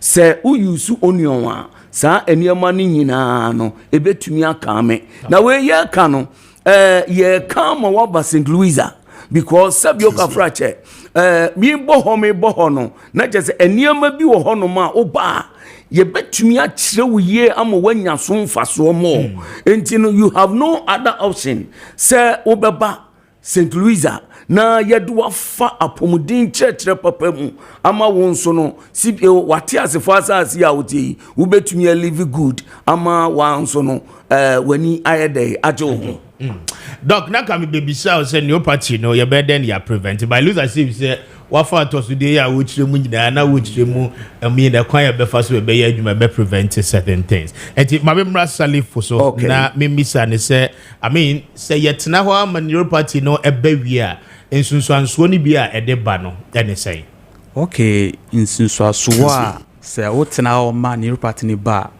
baby say numbness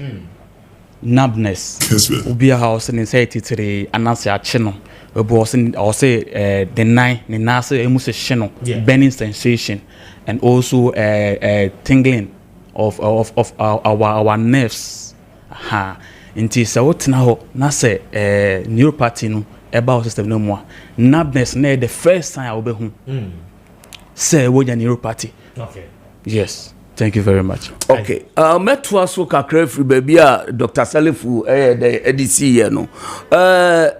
Neuropathy another cause of a year a lead to stroke pa. Na say yaka say stroke ni de enya baby. But mentina homa stroke ni nye de emma because stroke on kai. Yeah. Ana ote say almighty blood pressure a friend is a silent killer. But there are certain basic signs and symptoms. Wo honoma obeba but those symptoms no ya na bibini ti seme ene ne a otie me ane de ohwe no. Ye bu ya ni ede eguso. Ye mfanya hwe. Oba wo hono obo nse eye wo moma so sei na ebo peli. Na uti half ede epawo pa. But at the end of the day no na ono aye no personal doctor.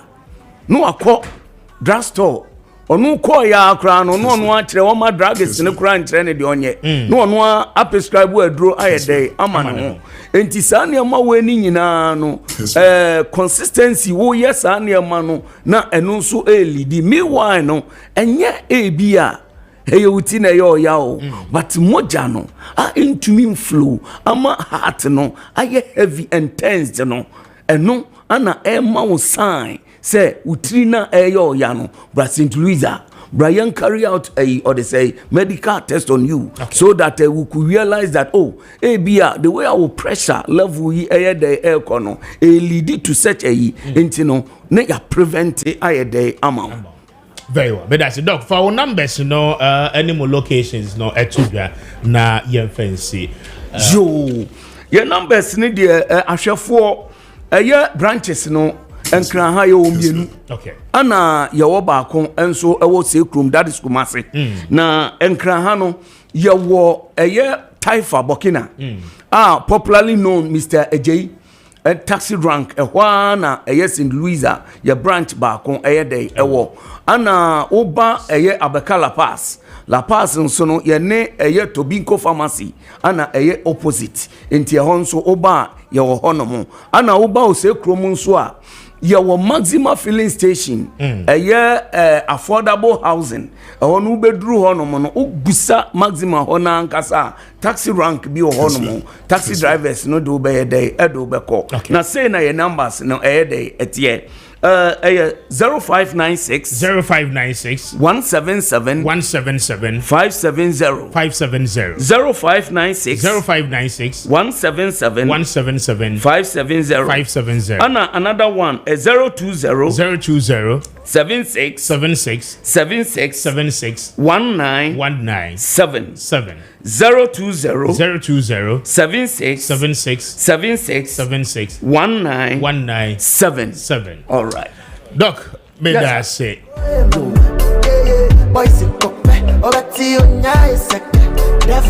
don't just say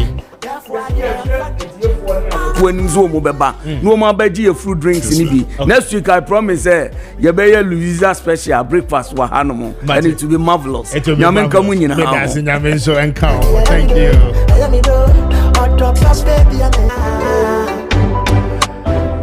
me ba nana friend Ponziga show na me na di for more but nana me wo anonymous person be a war a year lie the show be person me no edi nkomo eba Derek. Yeah. What do you mean to say? Pastor, Nyame admo, Mr. Speaker, I say. Eradi adom be ho ye. Bibi nti ye nkyere baby a woni baby a wo ye adwuma. Why? I want bibi a. Bibi a come there. Oh, there come sir. Okay. Tell me, what do you know about nkomo a ye di anope? Okay, I'm not paying my friend line sir, but I say when you the no kind of say I never had them kind of boys in the moon. Because I said war GHS. Maybe SHS. And Madame for be Catherine say Drubia Bow, oh Mama, what be no Bash Pow. I'm saying Drubin. Or say friend red. And I said, how? Put them in pool for the training. My baby I said 2013. I go university every year 2017. If you never had no kind of moon, I'm more about the final choir. Yet in the moment. They were cross and die. They were D10. Anna, and you know some kind of more selection. Into a moment, family money na meaning guy be. A bit not to read more than bad 10 suches. As soon as we are felt to D10 also 10. Oh, yeah. No, fast to I am also best at 10. If it is enough, said money moon among fools with you. And you know some one said will be a man for private no macona in Tineno. No mark what it is. No man omechi. No man a yearly. No man the solution. And I said spell blue. All my more towns and man say about the phone. About the phone. But yeah, we should have more about the phone here. Not like I say operate. Be yama. Let me say about you don't know pharmacy be a red no. And it be plan no one. About the phone yes Adam. I remember when I was at FBA for little share. No more stop one more. And that's fine. When you want to go to this year, not a year, say, why would you? sometimes no your youth no almost say the youth no almost say ya na ya me ya se bi bo so men kon pamba na wo ya sa no ma we ya ya Mr. Speaker Mr. Pa won you shena mo me tu sa de no wana me na ye hu kwan ya de fa so na ya stop sa ni ma because ya schedule the so pa do ye fine Daisy I won hwe what did you feel what the money na ba say e dey nti na ma wo ya sa no say boosting immune system no e djuma na wo ye no ya ko fast say o say we live no kidney the bedroom baby no baka say be for na yo so na wa usuman kanya so it's me from I am the person of the program nada you know be the moment now you move the moment now I said that what am I going okay Derek your program here be kasa why all right me that say thank you I remember yeah Kwame unim red I have a kakra na bra na afa kakra ba no pa de ne Ghana phone to me so why yeah Kwame enya so but you see Kwame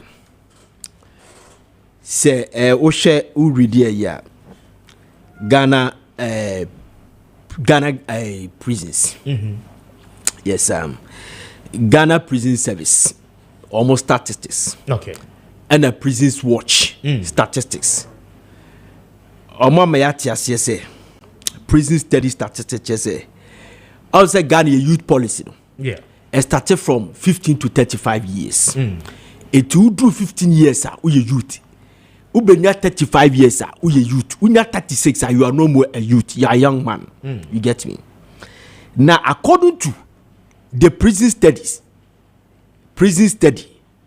prisons watch Ghana prison service statistics say 82.54% youth and the former your prison population chese ni per that Ghana prisons now so yeah emu 82.54% are youth. It means that they are from 15 years to 35 years. And as a youth now more that jail Kwame it be a robbery, murder and all that and hard drugs. So Kwame siete ha say let's say issue like this aba. Yeah. Na ye penepumbe sibre tieni you.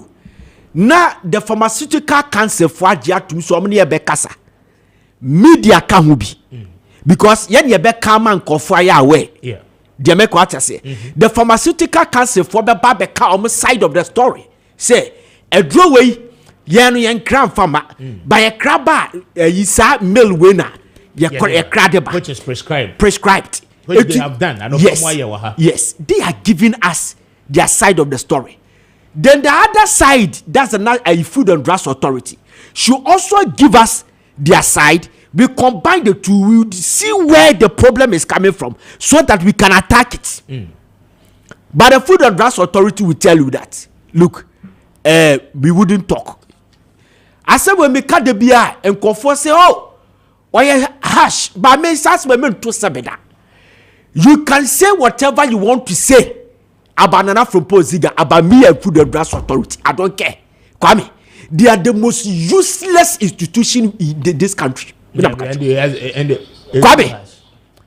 me say Food and Drugs Authority, and I have that's not word useless. Brofo.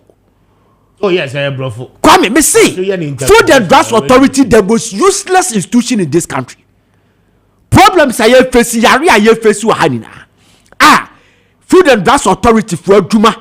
I'm yet to be Emma Sayari and Aban. Sayari health insurance and cover. Mofa camera then told me so Mr.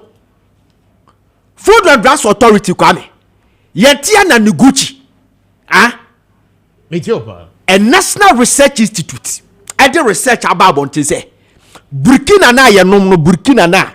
Hausa for na na no na egu about. There's a concoction of Burkina me cancer. Meboa. Me stomach cancer. Ebima colon cancer ya eya oto enormous suggest Food and Drugs Authority for shase near here sad what to say well and Burkina and that's on Burkina eye me na bekai eye Noguchi Institute meboa Food and Drugs Authority Kwame ye no ma ye program ma catch a place say kahuro na yawe no yes yawe nemom ye nim say baby ye hono Kwame enko the gas enko the tie car tie ene one more catch ye say e ma cancer ye de e hye kahuro no wi a ni ye consume a lot of diseases. Go to Fadam Kokumase swame na kohwe Kwame enko that so the tie e hye ekumwa e de bram ye dinya yare Food and Drugs Authority I don't know that way. The one was sitting beside me and I mean ye do obudu komo ye say sa problem ye be ni say was so almost say enu na consult work from because omo koto firewood na e bo mo ka eti because of say nipa no koto firewood e dia ahye e dia edwa aboa no na ya consume no nipa no so oboka na mo you so tie na de ba ma yare no a ene na ye Food and Drugs Authority fu eja omo ye. I don't get it. What kind of institution is this? Etimodia de monuma ni so obedient dro ba de frustrating nipa no. Wade dro ba be saga na obesa yare no. Je ba frustrating nipa no sa enkwada wanti enu na Food and Drugs Authority de o sisi a. Kwame Food and Drugs Authority omo afo mo panya de da de bia chete pof. Etino okọ Kanesia. Kadeshi market. Short stories bebreba should die. And ye no.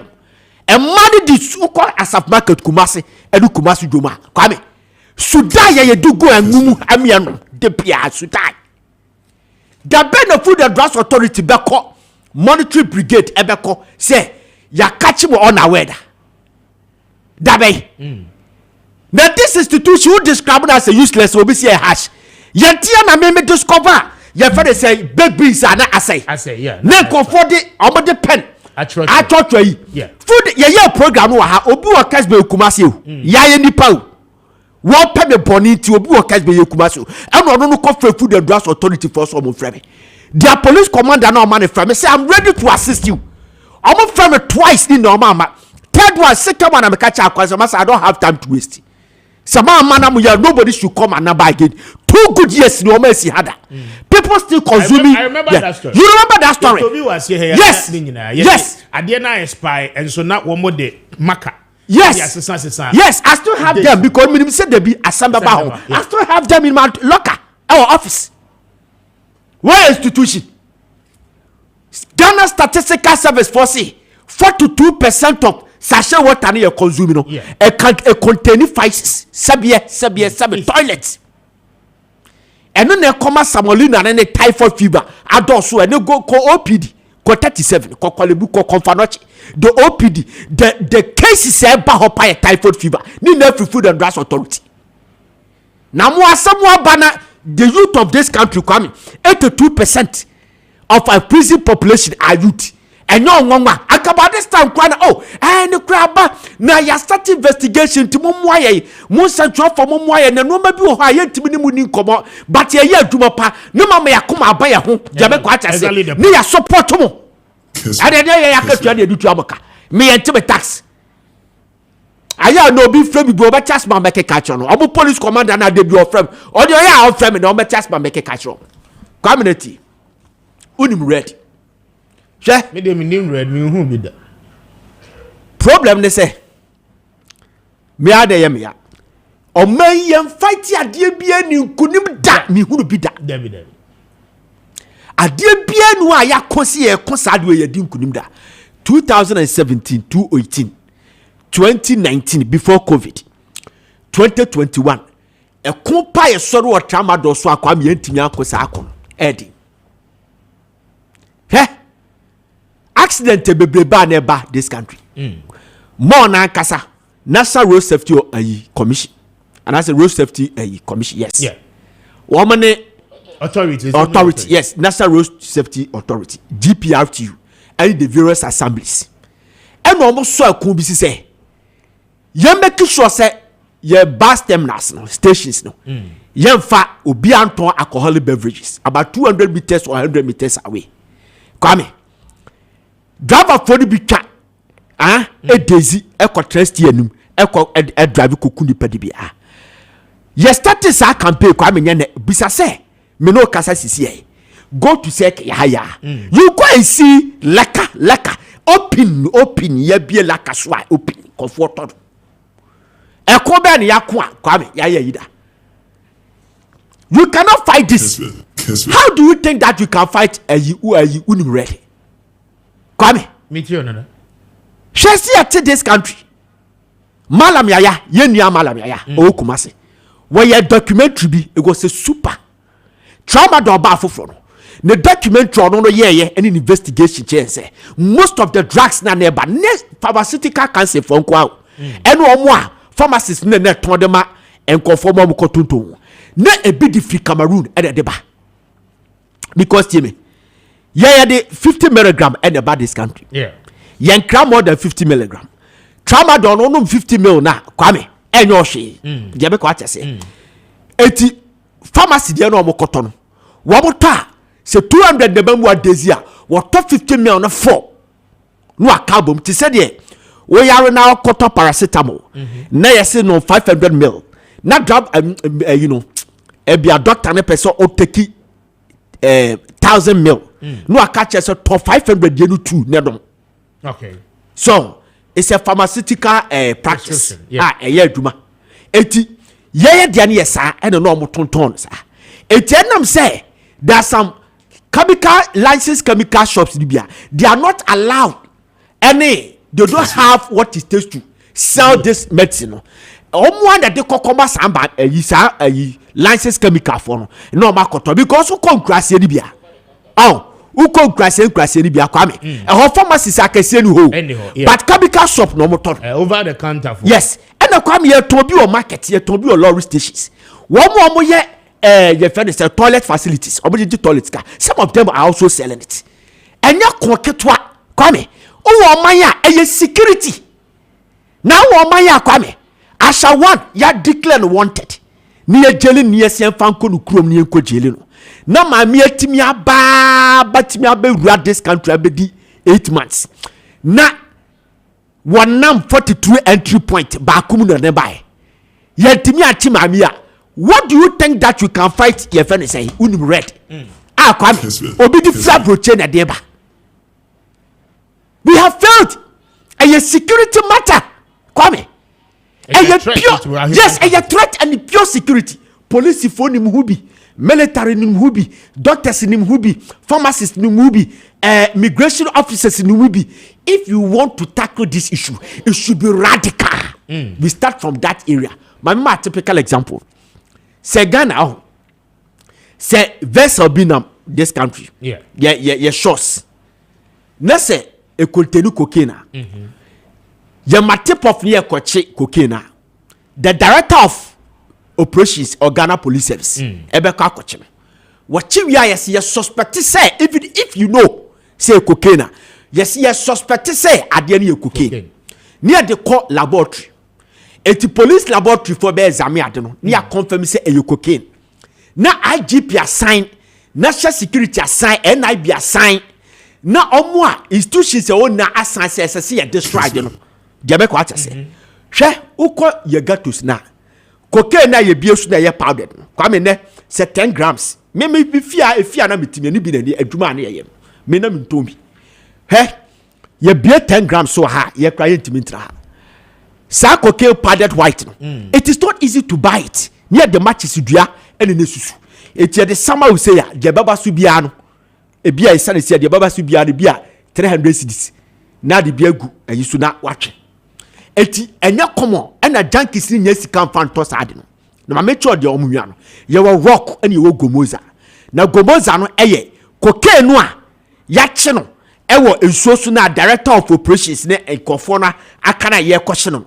Ye hye no da bi mu ewo tashi. Ya je hu ni na o tiere o ya je hu ni na ena padlock da no. Eti ye hye no wi a wo ye science ye fa de bi compound. Eti compound two substance no put together. Na a formal compound, you understand?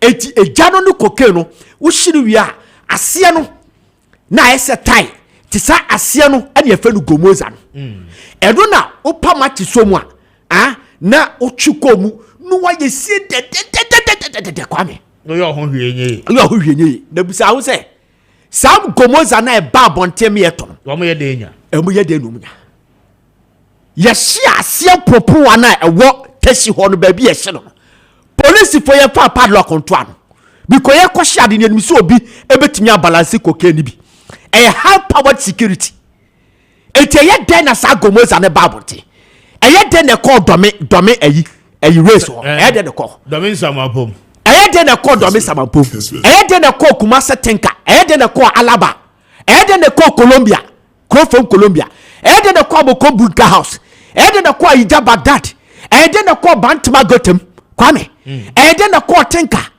yɛ den na epia bontemo nka kyerɛ mienti bi ɛno so ne the most yɛ fa ne say the edoso pa yɛ ton anya the rock and the powdered one for rock ne nyɛ common the gomoza ne na common ɛyɛ den na babote mon ka kyerɛ yɛ sɛ me na from posiga me na me kɔ hɔ na me wawa yɛ mon ka kyerɛ me sɛ Kwame Appiah Kubi na yɛ mon ka kyerɛ me Kwame ɛyɛ serious case yes wo bia be fro bia no esese Kwame wansa ne ye ni na ye pa de puma sibre enkora wa dia innocent Kwame already onim ne ade abre no ye oba ko bia fa no red 22 no ye ka ho asem 225 no eye Kwame ye serious ana ni made ni mu pa oh yeah me ti Bunker House amako Bunker House e ho ne ye wo me the whole Ghana ho ne ye start to cocaine first mama tukufie me nada obi o chembia ya we ho ne ye tete mamni enti minim de ekoso se skatasia cocaine ye de mamre wafo ne shaw ma yase ti abre wato ha o suspect no no a kire ha mo fa emrante na so de na yatema hwu na to pola minim ni na kwa ye nya kwara ekuwe na aba no kwa menye hisisa adraba force na na ma omo na wotimi drive ko Kumasi ba 5 times wo take bi nti o rebi onum bia do no do tractor ne se tractor ne gegegege no amasa be produce and kwati wu e wa ya mre etu ohia bi do otwi do ma machine hia bi Kwame adraba for who obi take bi silently. How do we fight this? Ghana Police Service in Kasa minister yo lumbe ya dampari di bi Ghana Police Service in Kasa, Food and Drugs Authority in Kasa, immigration officers, young Kori Wamo, Yamusa Omo said, the 42 entry point in this country, Kotokane Kumasi Diano, and your different game, the Academy Nano, and an unformed. And yet, then a sardine be this country, a bit free Cameroon, a bit free Niger, India, a bit free India, a bit free, your friend say, Mali. A free here never. Come here, dear, bet me, I am here, Kaka, you. Yeah. And what you go so kind? And what you go see, Kwame? It is a moment one number come on one to one. Number per se, a quadian and as a per se, future leaders. Move up to TV, so. Quite the future leaders. Such a handsome guys. We'll be how one testy be that. Not that for not that than inside you where ya pa. It's ya. And I knew. Oh, yes, science, me real fish had in the dita, come off and chebe. You are ibi, Kwame se u take here. The first time I'll be taking you, say a coca wa kono diana, at the pass a Kwame Bejai. At this so Bejai. Atadi a short crown, say we see any become one. Gomos and we see any become. And when the debut are pass all the two Gomozano, it's your dad take you back to our Nisi Campantona. And so the Atadiano. Or Atadianum Catahuna, a Timmy Ababu Kakrana as sustenu, Quapem so Benyasicadia Kotobi, and written as sometimes junkies no, I am with Tedu Matadian and Confontiasian, and there's a be old mean Dario. Come, what do you mean so much me Akogare? As a Sardian general, not taking you reduce it. We have fight to fight, Kwame. Ya okoko na ya sase ye be ni say ya ye be so aso e be ko won be ye adwuma omo ayo mo adwun so mo nya adwuma de on be ye om ye de ye on be ye on be ye adwuma see ye kan dey say ya ye o sa agro ni edi o na pressure ne sase say ba so a wo be ye wadwuma as a responsible person e dey o man sika de tua ka de wadwuma no be ye ese wo ye na o man ni so nya ho ye achi dara ma me na 900 million a month e fro wa onfa o bo so mo nkasa ide My messages in about bebre na the time na so SSM call. This one says that good morning speaker. All these drugs are almost came from Nigeria. Okay, thank you. We say good morning speaker. I agree with Narafin Ponziga 100%. Go to the herbal shops and see what they are selling. Concoctions in Kwa. I took trotro from Medina to La Paz, and the driver was dazing. And the way he was speeding, it was so serious. Thank you for your message. This one says that good morning, Mr. Speaker. It's not only red the boys are taking, D10 and more drugs, coffees and Ritalin. Okay, and many other drugs are what they are abusing. Thank you for your message. It was a good morning, Speaker from Colombia. Thank you for your message. Good morning, Speaker. Please, I have a huge information to give you guys on what you are discussing. But Richard, Mumefa the number no na mo muya mo friend. Why? This one says that good morning, Speaker. This is true. I don't even know what the youth see in those red and those drugs they are abusing. It's sad for our country. God bless you for bringing this discussion. This one says that, Speaker, I'm even speechless. It's too much, and the way the young ones are so deep into it is so scary and very sad. God bless you and your team for bringing up this discussion. Good morning, Speaker. Indeed, the youth in our country are being taken for granted, and we are taking them for a ride. Especially those in the senior high schools are abusing what you guys are talking about, and what are the authorities doing? Thank you for your messages. Mame na munyina no asemeta ba so be de Kwame Appiah Kubi mame fa wonsi na mame wish Frederick Coleman a very big happy birthday. Coleman, it's your birthday. Branch manager Ewo Aboso Kai, and you celebrate your birthday. I wish you the best of your new age. Multi-credit branch manager. God bless you on your new age. I mean, wish you Charles McCarthy belated birthday.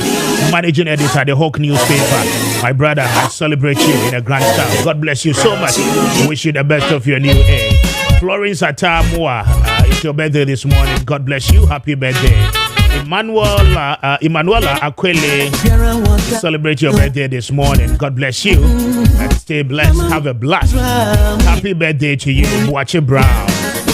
Student journal. We wish you the best of your new age. God bless you, all the celebrants. You need to call me up here to the Midwest 39 minutes after 9. Sir Johnny Tim no at the mid production no at Tuamo. So I don't do me any our china. Yabesaba